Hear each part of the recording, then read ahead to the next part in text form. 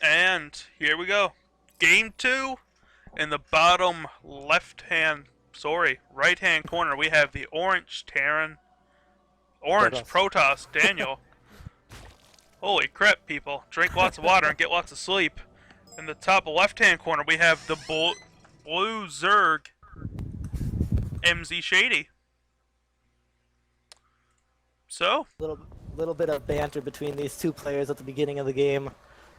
yeah, it's nothing too big. They're just having fun. Fun chat among friends. Quick shout out to all of our sponsors. Z33K, tons of cool tournaments hosted on there. This tournament's hosted there, in fact. And also, ggtracker.com. It's a neat little website to help track your spending skills in StarCraft 2 and make sure you're progressing along the track you should be. It's like a report card for StarCraft. Also, be sure to check us out, infinitygaming.net. We are hosting this open for you. And, always feel free to apply to the forums. We're an open community. We play tons of games. StarCraft, League, Dota, Minecraft. And if you have $5 extra lying around in your pocket, toss it our way. Be a good sport. Yep, every little bit helps with those donations. Now, a bit of variation coming down in this game from Emzeeshady's build, going pool first instead of hatch first like last game. And from the looks of it, Daniel is going for the exact same opener as last game, at least in regards to his expansion timing. Yeah, and Daniel, he's blocking this hatchery from going down. Yeah, and I know as a Zerg player exactly how annoying this can be, especially with this. His expansion's been delayed at least 40 seconds so far, and that could definitely mess with your build order. And there goes going now on top of it. And the APM during that little dance was up in the 200s. They were clicking those little hearts out to block that expansion. And Daniel laughing a bit to himself about it, that his probe still managed to get out of there alive, and it looks like he's going back for round 2 after those shields regenerate. This is something that Protoss can do that no other race can do quite like it. With those shield regenerations that fast, that probe gone from 5 health to 25 health. Actually, 6 Zerglings coming out right now from Emzeeshady with an extractor trick, so we may expect to see some sort of well, Forge is about to finish here, so maybe he'll be dropping a cannon down by this natural, and he needs to get a wall off going quick. These Zerglings are moving out. He needs to drop a cannon right now. Those 2 gateways, which is a bit different from standard, and he's going to need to drop a pylon there to make it a solid wall off. Now, it looks like that is a solid wall, and that cannon's about halfway done. So what we need to see is, can Emzeeshady knock down this wall within the next 15 seconds? And That is the real question here. He needs to take this natural, so he's moving down to the 3rd location. And it looks like he's got another gateway and another pylon behind that to finish off the wall off. Emzeeshady not going to be able to get in. Only losing 2 Zerglings, though, and killing an entire pylon. It's about an even trade. A little bit more in MZ's favor. Yeah, Daniel, he's been stocking up his chrono boost a lot. His main nexus is at 100 energy, and he needs to drop a cybernetics core. Actually, a bit different thing coming down from Daniel right now. You see 3 gateways and no cybernetics core. It looks like he'll be going for some sort of a zealot pressure coming up.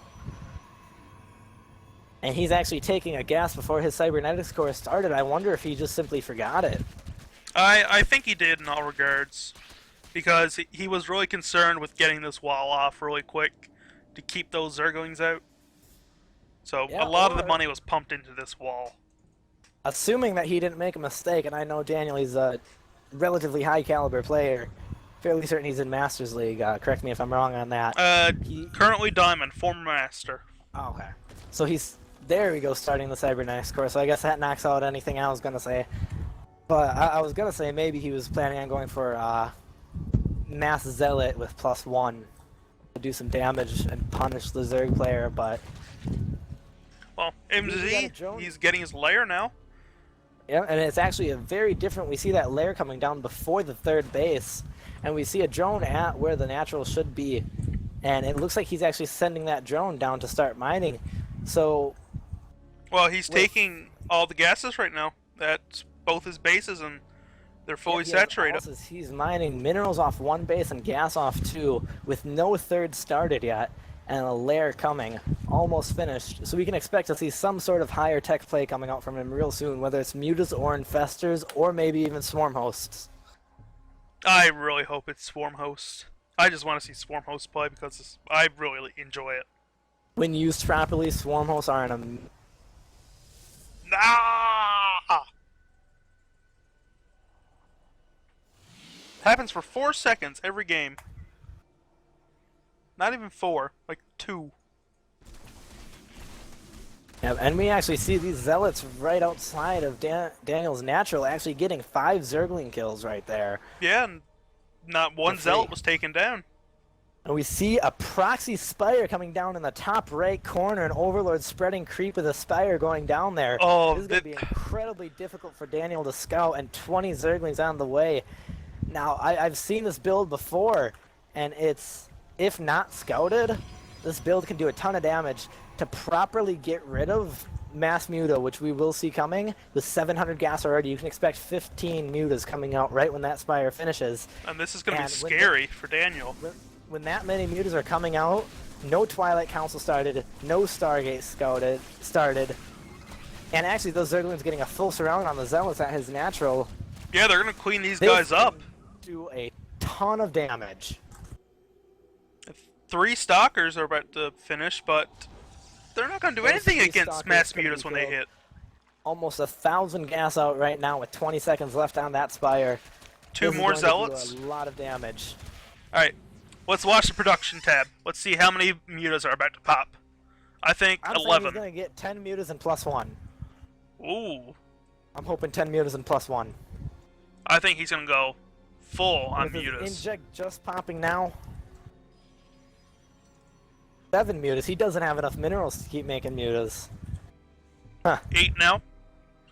And yep, 9 now. It looks like he's just gonna make them 1 at a time since he doesn't have enough minerals to continue making them.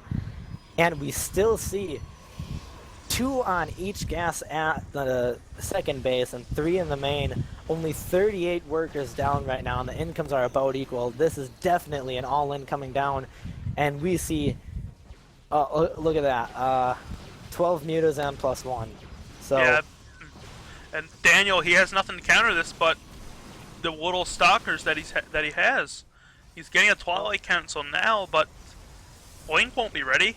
He has a cannon in his main wall. That Mothership Core has enough energy for 1 photon overcharge, but Mutas are so fast. He'll spend that 1 photon overcharge, and the Mutas will just switch to another base.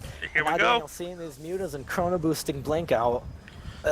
But these are going to get a lot of worker kills if done correctly. Photon overcharge going down in the main, and now he'll just send those Mutas down to the natural, forcing a full worker pull. And even the economic damage at this point is amazing. And he snipes off the Mothership Core without losing any Mutalisks so far. 10 Mutalisks right now in Daniel's main. And Zergling's coming in here, forcing a cancel on the 3rd. Big deal right now, actually.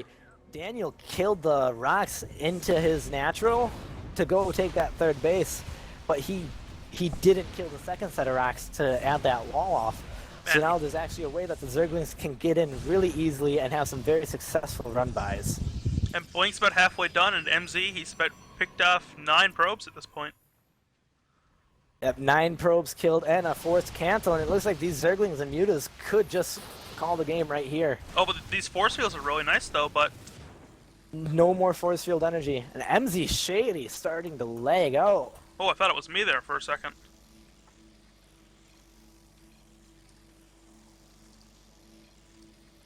Luckily, Blizzard added that resume from replay feature, so if he does lag out, we can add him back into the game at what we deem to be the most fair point. Well, actually, they can just. Oh, well, Daniel saying he'll just forfeit anyway. But actually, when you resume from replay, you can actually resume from the moment that somebody dropped. So it's perfectly good. Even with that resume from replay feature, though, I feel like even resuming right from when the player dropped, I feel like resuming right in the middle of a battle is one of the worst ways to do it. I feel right before the battle happened. Well, Daniel's saying he'll forfeit anyway, so here we go.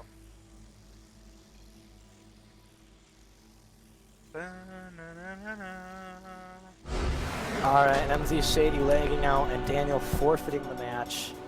But Emzeeshady advancing to the next round 2-0 once again. Yeah, so let's take a quick look at the brackets here.